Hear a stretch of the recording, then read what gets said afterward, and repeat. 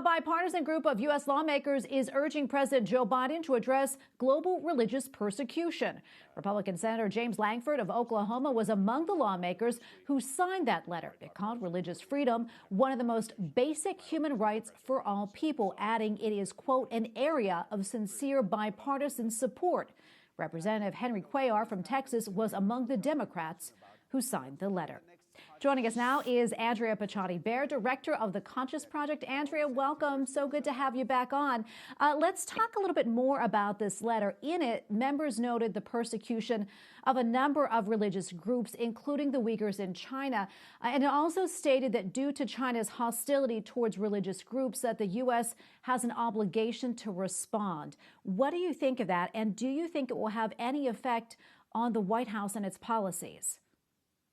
Well, absolutely. I want to say just first off that this is a refreshing change from the divisiveness that we're hearing out of Washington these days. And it really shows that when we go to first principles like religious freedom, Americans can come together for the common good.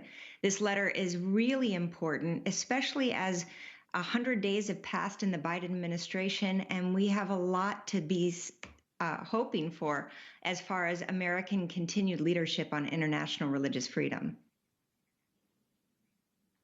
Andrea, I also want to touch on the Equality Act. It's framed as expanding anti-discrimination laws, but many say it also inhibits religious freedoms. Can you discuss that? And also, how do you see this all playing out?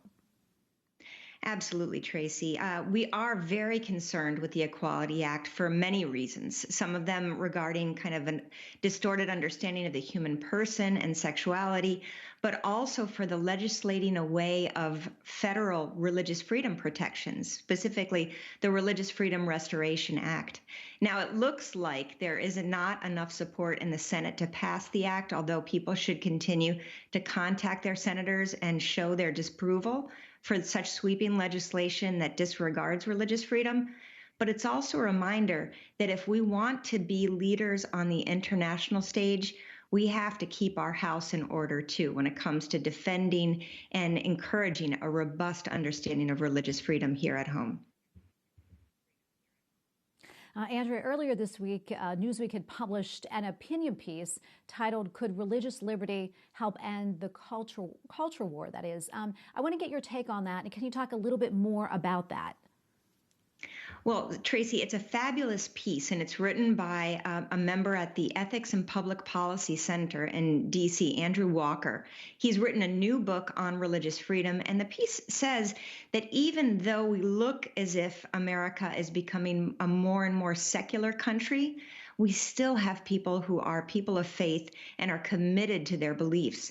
And as we encounter all of these battles in the culture war, protecting religious freedom is good for a robust discussion over these issues and protects the ability of Americans to live consistent with their beliefs and their conscience.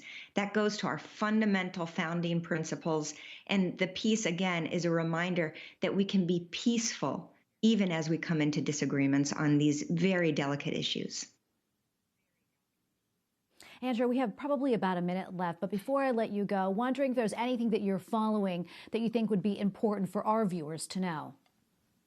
Well, I think I've mentioned this on a couple times that I've been on, Tracy. Everyone should be paying attention to an important, critical case that the Supreme Court's going to decide at the beginning of the summer. It's Fulton versus City of Philadelphia. It deals with the Archdiocese foster care placement program and whether the Archdiocese can continue its 200-year-old foster care placement program without having to abandon teaching about traditional marriage.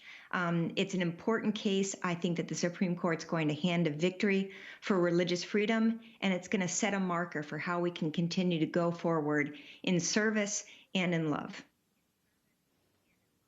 Andrea, thank you so much for coming on today. We always appreciate your analysis. Oh, it's my pleasure. Thanks, Tracy.